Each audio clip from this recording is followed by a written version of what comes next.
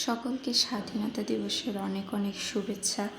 আজকে আমার বাবুর নাচের প্রোগ্রাম ছিল, তাই সকাল থেকেই ব্যস্ত তাকে নিয়ে। নমস্কার, কেমন আছেন সবাই? আমি তিশা। আমার প্রথম ব্লগে সকলকে স্বাগতম। আমরা এখন অটো ধরে বাবুর স্কুলে যাব।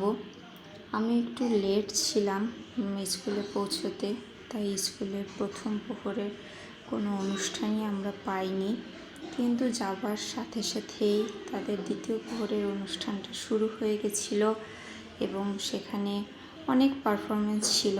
প্রথমে প্রার্থনা দিয়ে শুরু হয়েছিল। প্রার্থনার সাথে সাথে বেশ অনেকগুলো গানও ছিল, তার সাথে মিসরাও পার্টিসিপেট করেছিল স্টুডেন্টদের সাথে। বেশ ভালো ছিল তাদের এই প্রোগ্রামটা।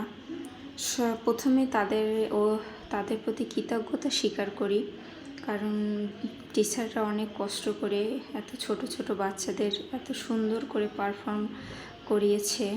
এই জন্য কৃতজ্ঞতা তাদের প্রতি স্বীকার করতেই হয়।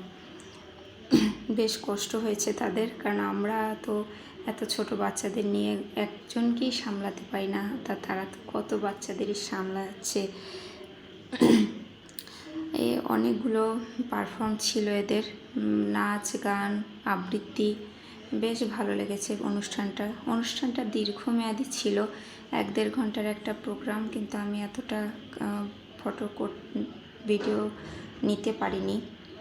আর প্রথমেই আপনাদের কাছে ক্ষমা চেয়ে নিচ্ছি, যেহেতু আমার প্রথম ভিডিও, আমি এত ভালো কথা বলতে পারি না আপনাদের সাথে। আমাকে ক্ষমা করে দেবেন ভুল ত্রুটি হলে। আজ প্রথম ভিডিওতে আর বেশি কথা বাড়াবো না। সবাই ভালো থাকবেন।